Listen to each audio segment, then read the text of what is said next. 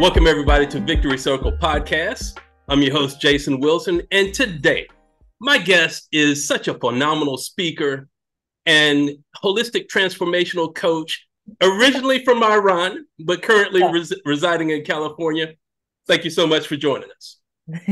Thank you for having me. It's always lovely to be amongst you and your crowd, and it's a blessing. Thank you for inviting me. Yes, blessing for me too. So, I don't want to tell you a story, but you have such a phenomenal story. But how does it start, Fari? What was your childhood dream? Very interesting.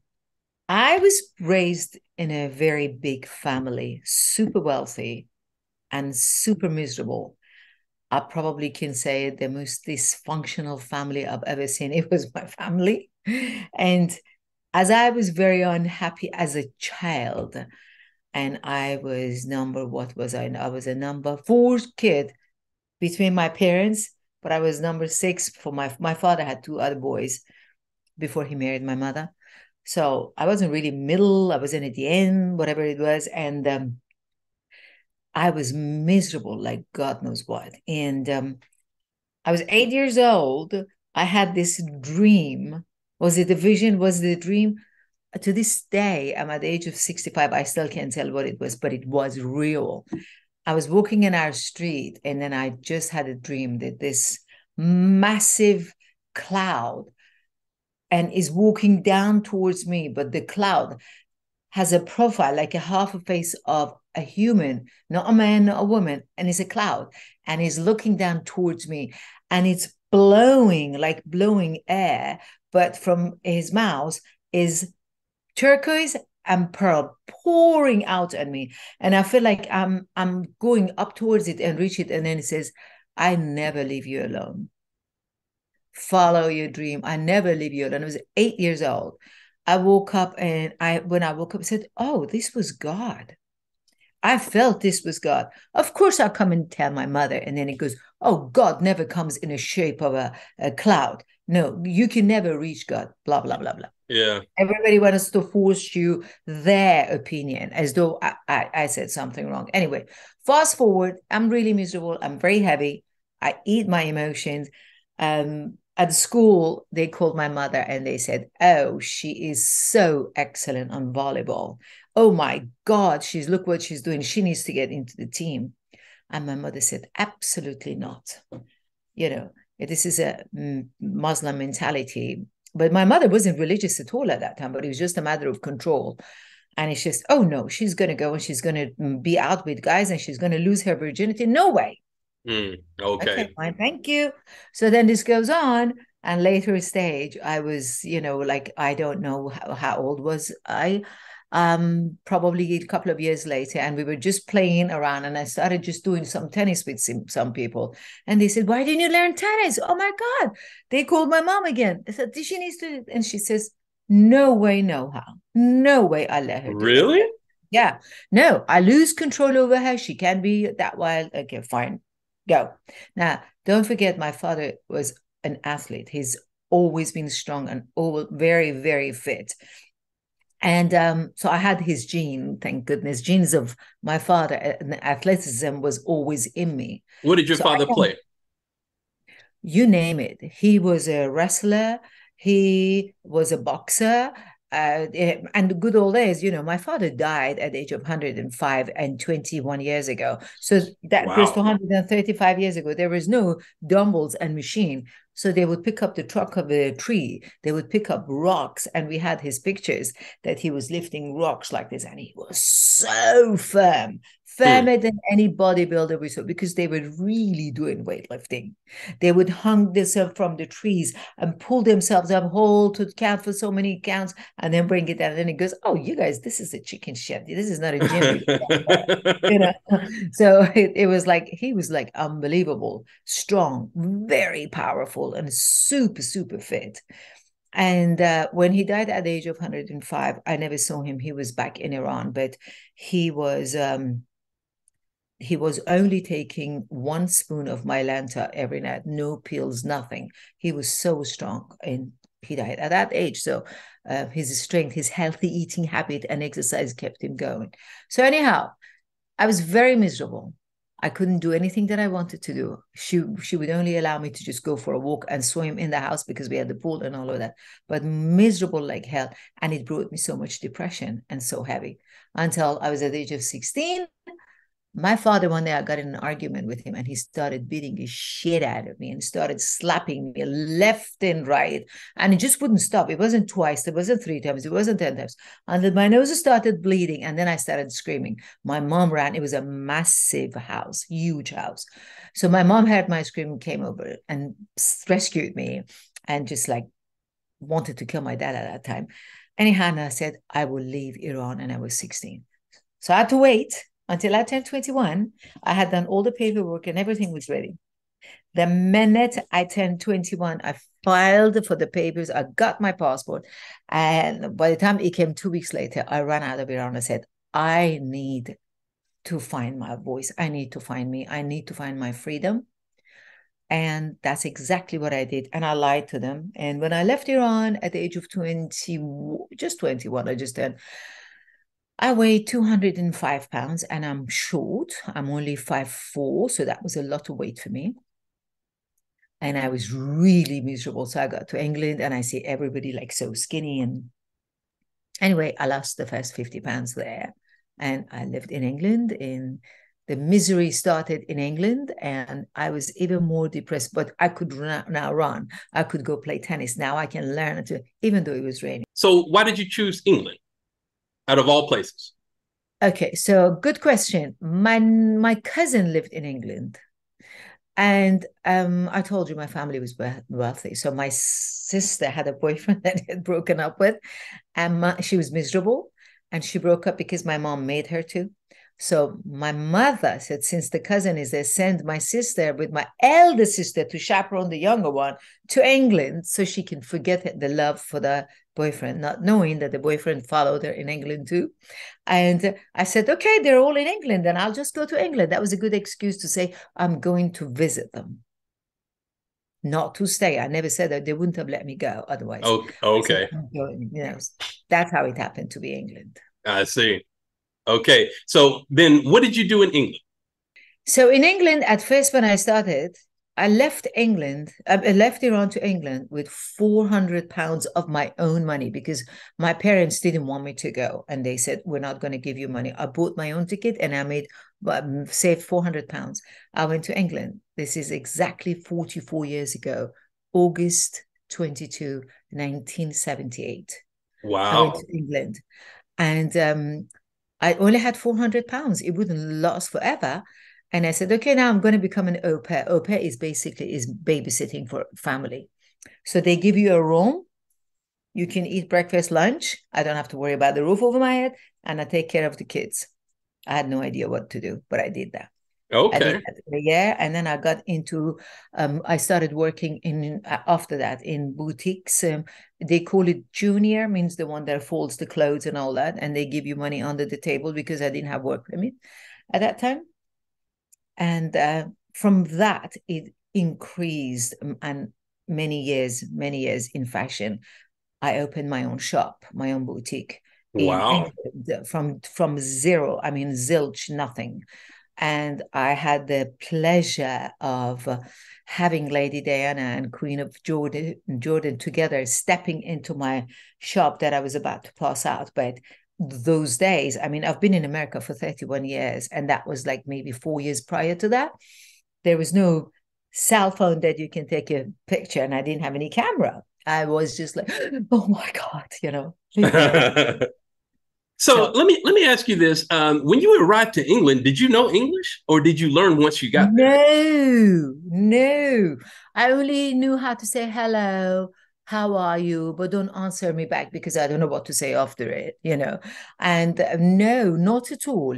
And I only had a choice when I was in the English family, the au pair. They allowed me to go twice a week, 2 hours, only for 4 months. And the rest of it, those days, again, remember, nothing was on the phone. I had dictionary by my bed. So I would read at night, and I just, whatever I learned, the rest of it, I self-taught myself. I self-taught it. And that's why to this day, 44 years later, I still speak wrong. And I use it. I don't put the S at the end of certain things. I don't put there at the end of here and there, only because I ended up learning by myself as I worked, but not as I taught or as I learned. It was just speaking with people and learning. That was how I learned English. Wow, fascinating. So what did you do? Did you watch TV? Did you do other activities to learn or? No, I always loved to talk, and I had lots of people around me. So we always talked, and I just said, repeat it. What did you say? Say it again. Go slowly. Would you say? How do you spell it? But learning every single. I've never been a TV person ever. I had a TV in my own room as an au pair, but I didn't watch it. So my TV was just to learn English words. How do you put it into a sentence and all of that? I teach English as a second language, and I'm always telling my students, learning any language is just practice. Absolutely. Yeah. 100%. I really didn't have, being a fitness trainer for 30 years, I've had to get so many different certifications. Being a black belt and learning from it, you have to study it. Yoga, Pilates, weightlifting, swimming, all of that. It has a written test as well. Oh my God, it was mad learning it because I didn't understand the words. So I had to tell every teacher, I don't understand the English meaning of it. And some of them thought it was a cop out. And I said, I don't get it. I don't know what you're saying. These words are sounding Chinese to me. So that's how I learned. Everywhere I went with me, people have their makeup bag. I had my dictionary with me because that's good old days was that way. Right. Exactly. Okay, so why did you leave England and go to the United States? My always childhood dream was one day, I never thought I would be emigrating from Iran. My dream was to go to America and visit America. I've always wanted America.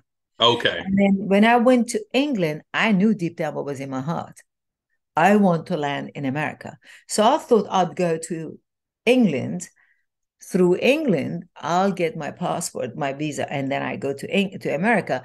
At that time, I used to date this guy who was Iranian and lived in America, and I wanted to see him. And I said, I'll go to America.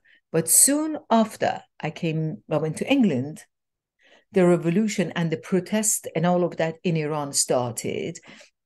It was time that they were getting rid of the Shah, and American government helped that, of course, to happen. And they got rid of Shah, and they closed the embassies. No, they didn't close the embassies. They closed the embassies in Iran, of course. But I was in England. No Iranian passport was allowed to go anywhere close to American embassies.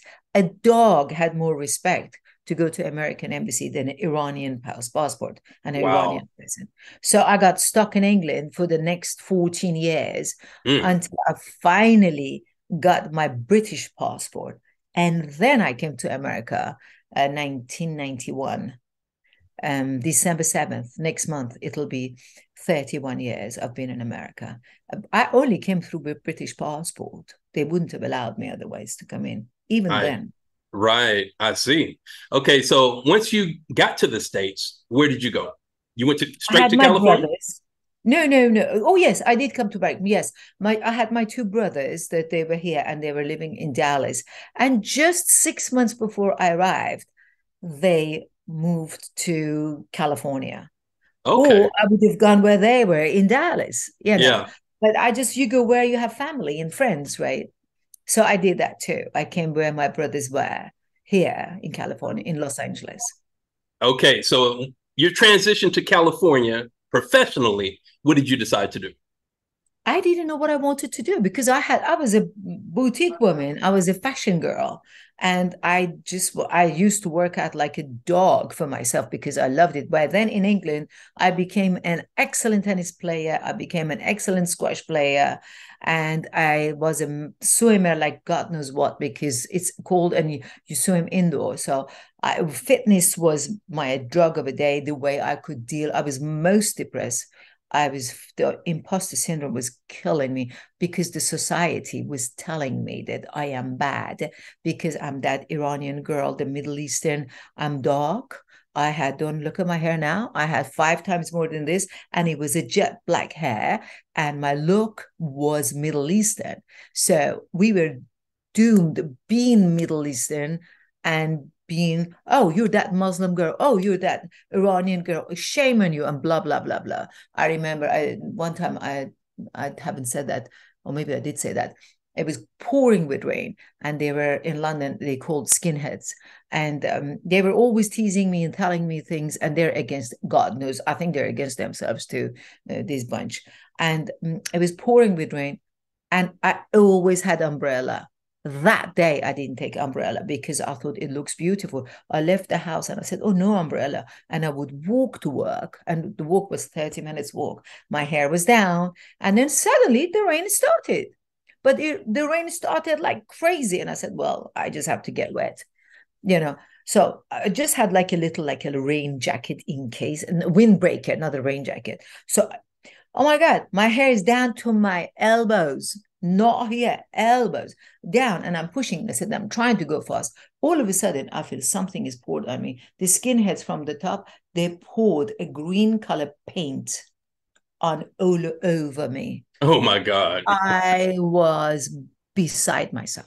I didn't know what to do. I didn't have any glasses on. I was 22 years old, or maybe 23 years old. I was young, innocent, you know. I have left being an au pair, and now I was living in one room, matchbox room, that one single bed. It wasn't even twin, was too big for it because I didn't have any money. So I was living in it's probably smaller than a walk-in closet in some homes. And that was my home. So I was Right. walking there, and I just walked with all the paint, and everybody was looking at me for 40 minutes until I got to the shop where I was working as a junior, and I burst into tears. And there were a bunch of lovely Greek guys that they were doing.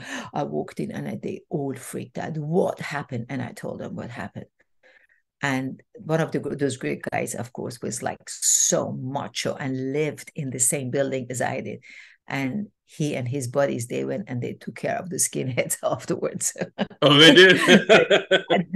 But they ended up giving me clothes there, and they ended up shaving my hair all the way because the paint was right to the root of my hair. Oh So no. I've lived I had every reason to be depressed, to have imposter syndrome. I was afraid of my own shadows, and I said, oh my God, now they're going to pour something else on my face, you know.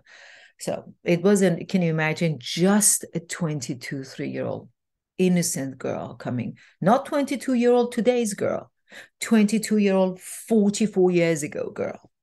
Right. Well, I know you're a strong person, right? But how did you overcome that? My strength and really my belief in God, I must say, I am a God lover, and lots of people don't want to believe it, and that's on them. Ton of working out, ton of jogging with my bald hair, and it was cold, so I would put a headscarf on my head because it was freezing, and running. And in England, they have unbelievable massive parks. I mean, the parks, you walk in it and you just feel the presence of God. You just can't help it, that you just think this is the heaven on the earth. The parks in England are unbelievable. And I was running, and I was sobbing, and I was crying. I said, God, where are you? Help me, you know. And through ton of sport, incredible amount of sport. I mean, it didn't matter. I would have to get up at 4 a.m. to get my workout done. Then I would. And then later in the evening, I would. I work out all the time, and lots of prayers, working out. Um, I never knew what alcohol was because I just didn't that wasn't my thing. I saw how in my family they would get drunk, and my cousins and everybody else, and my father would drink and would like go crazy, become some kind of a character that I didn't know him. My father was a really tough man, really tough guy. And then when he would drink, he would come like such an ugly baby. And I didn't want that. I said, I can never be that. So got into that way of being into fitness, being into prayers, and using my prayers to lead me. Speaking of fitness, you've been a fitness trainer for a long time. 31 years. Yeah, three Yes. decades. Mm-hmm. And you worked with Billy Blanks. For those of you who don't know who Billy Blanks is, Oh, he okay. was a Taibo expert. Actually, he coined the name Taibo, right? Oh, literally. Yeah. Tell us about Billy Blanks. I am grateful that I met him, and I am grateful that he actually hired me as his staff, to be just being there and work. But I mean, staff, not stuff. Look, this is what I'm telling you. When my English is not good, that's what I meant. But No problem. believe me, Billy spoke more wrong and inaccurate than I did. I was telling him, hey, whoa, that guy has bad English. And his wife is Gail Blanks, which is a white lady, and they are coming from Erie, Pennsylvania. And I learned a ton being there and working for him. He lifted me up immensely. I mean, he knew what I was suffering from.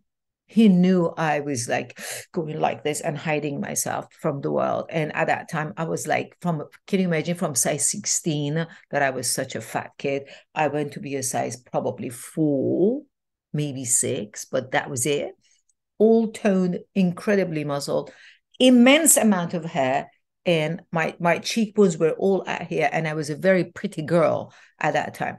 But he could see that I'm hiding myself, and I don't see my beauty, and he knew that I don't believe what people say, and I don't fit in. Oh no, no, don't get close to me. Oh, no, I don't matter. It was like all the time I was like that. Wow, And that is he incredible. and he, every time that he would teach, they were like, the fire department would come in and had to stop people and said, you can't do it. We're going to close it down. So that's why they're teaching many classes in a row in a day there. And he always, when they made a place in Sherman Oaks, he made a big platform so he can have up, so everybody can see him, and 2 people, always either his daughter and I, or his assistant and I, or his sister and I was always there. 2 people will be on the stage, and he would pull me up on the stage because he wanted me to lose my fear. I got my confidence back. 2 nights before I left England, we were walking outside of my friend's house, which was the most eloquent, the most expensive neighborhood in London. So expensive, so safe. In England, because homes are small, they're only 1-to-1. And that neighborhood was that the homes are like 2 acres of land. So it has to be very rich for you to have that much land as just your home. And it was that's where we were. And we were walking 7 o'clock in the evening, it wasn't even late. And something told me something is going to attack you.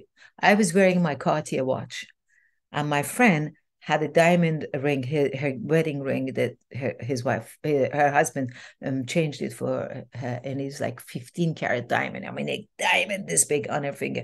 And I said, hey, Simin, take your ring off and I'll take my watch off. And she goes, what? I said, just take it off. I don't know why. I just didn't know why I said that. We took it off. We went for a walk, just do a little loop, because she just had a sciatica surgery, and she just arrived 3 days before it, after the surgery, from Israel. So she was Jewish girl, and there's I, a Muslim girl. We were best friends because I didn't care. I didn't practice Islam. At some point, I did Sufism, which that's another story, that I got into a car accident and they kicked me out. They did me a favor again too. Anyhow, Yeah. I went.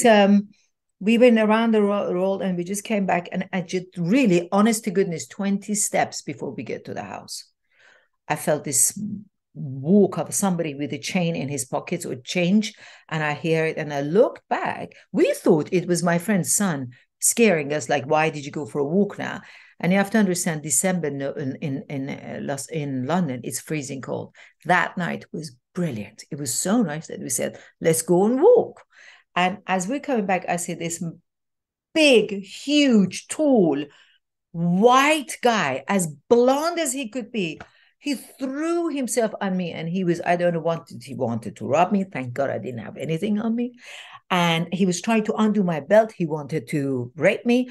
And he put his hand into my shirt and he pulled my bra up. And I'm just trying to fight him. And he wouldn't let me. He's got my hand down. And my friend was like so shocked. What am I going to do? The woman just had sciatica surgery. She has stitches on her back. She got on his back and she started hitting him on his spine with one leg that he had, and I think she hit the nerve that the guy got up, and he started breathing like this. And at the end, he kicked me with his foot, and he was limping and gasping for air. That's how he left me, and we got up. So all of that, the fear that was paralyzing me for a few years. So I got in America at the age of 34. I suffered massively from, I couldn't forget the remembers. Oh my God, look what happened. And they said, you have to go to therapy and all of that. I went a couple of times to a therapy and I said, oh, all I'm doing, I'm talking. Well, I can talk to the wall. It's not helping me. Right. It's not doing anything. So I left it. And through my constant prayers and being a trainer, but not knowing my way, my prayers out of a blue sky opened my way to Billy Blanks to go there and start working out. And as I was working out and I was just kicking and punching, I had no idea how to punch, how to kick, but I had so much anger on it. And Billy noticed it. And then he goes, you need to start taking classes. You must get into a martial art. You don't have a form, he said, but he said, you have so much anger. So I told him this story. I said, this is my anger. I see this guy.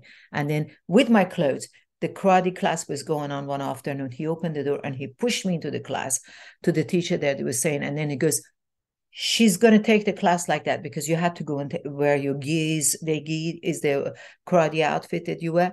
And he goes, she's going to be in it for as long as she needs, but she has to do the karate. And she goes, he said, don't come back to this studio ever again unless you walk into that karate class 3 times a week. And I thought, I want to be here. And he really forced me, and he did me a massive favor.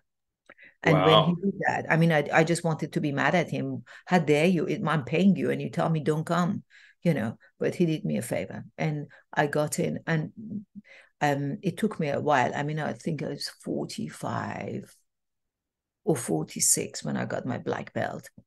But through all this kicking and breaking boards and hitting and just being with myself and washing this anger of my anger for this guy and all of that, I healed myself from that agony. I mean, I look at that day that he hit me and I said, okay, so now what next?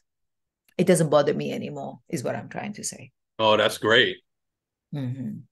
So through all of this, you became a transformational coach. What does a transformational coach do? I did what I did for myself. I transformed myself. Look, you have a choice in life. I always say life is all about the choice. It doesn't matter what is your background. It doesn't matter what color you are, what part of the world you come, how bad you speak English like I do. It doesn't matter. What matters, what you want for yourself. Do you want to continue having pity party? Do you want to continue being miserable? Do you want to continue just taking pills, alcohol, drugs, hitting your child, your mother, your father, your children, your husband, whatever you deal with? I don't care how bad your background has been. You have a choice what to do with yourself and your life and your head and the mess that fucks us all up, to say the most best way. I yet am looking for a family that said, I had a fantastic upbringing. I have no stress in my life and my life was amazing. And I've never had obstacle in my life. I've never seen one. Have you? You see? No, never. That's it. So everybody comes from some baggage from somewhere. But what do we do with those baggages? Do we want to continue to get the world, come to me, cry for me because I am this and that? Or do we want to say, because of all of it, now I am changing, I'm transforming myself. I am creating. We're all creator of our own world, and our own words will create our world. That's my strong belief. Like when I'm seeing being a fitness trainer, do you know how many hundreds of people I held in 30 years, in 31 years? And to this day, I have two of them that I still train them, but I don't accept to physically train anybody anymore because time to move on in life. And through coming, a fat person comes, and then a year and a half, two is like this. Wow, what a transformation. Or drug addict comes, and then you just see how you work them out, how you talk to them, how you give them discipline, how you make them find themselves, of how you create a new world. Wow, what a transformation. And that's why I said I want to be called transformational coach. I transformed me. This angry, let's talk about anger. I mean, you could not talk to me two words against what I wanted to say, and I was about to chop your head off. I was angry. I was frustrated, and how did I want to change all of that? Is all about the choice. I didn't want to be in this cage, in this prison of frustration, imposter syndrome, depression. How do I help myself?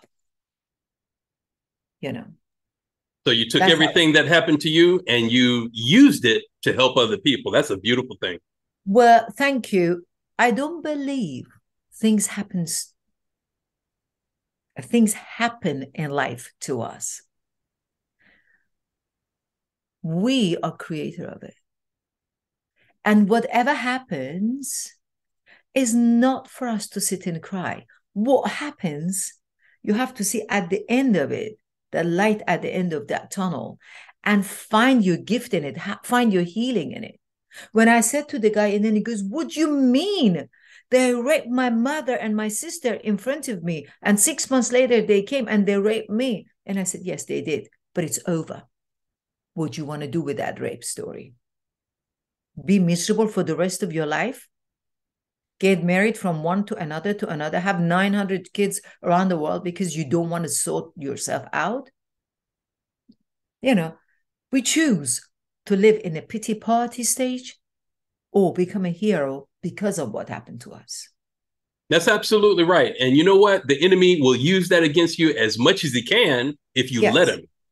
Absolutely. Yeah. It's all a matter of, I love what Maya Angelou says. When you know better, you do better. That's all. And when you know better, because some people say, well, how do I know I know better? Once you look back and you see whatever happened to you, it was injustice and it wasn't right. That means you know better what to do. Do it to yourself and go and help somebody else. That's how you know better. Exactly. At this present moment, you're a transformational coach. Mm-hmm. How do people get in touch with you, and how does your coaching work? I actually have, it's always one-on-one welcome, but I love people. I'm a woman of service. Yes, who doesn't want to earn money, don't you? Everybody wants to earn money, and so do I. That's the only way we can live.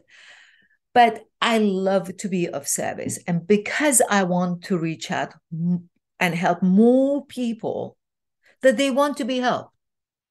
When someone knocks on my door, it has to be the person that says, look, I am ready to help, to let you help me create my new me.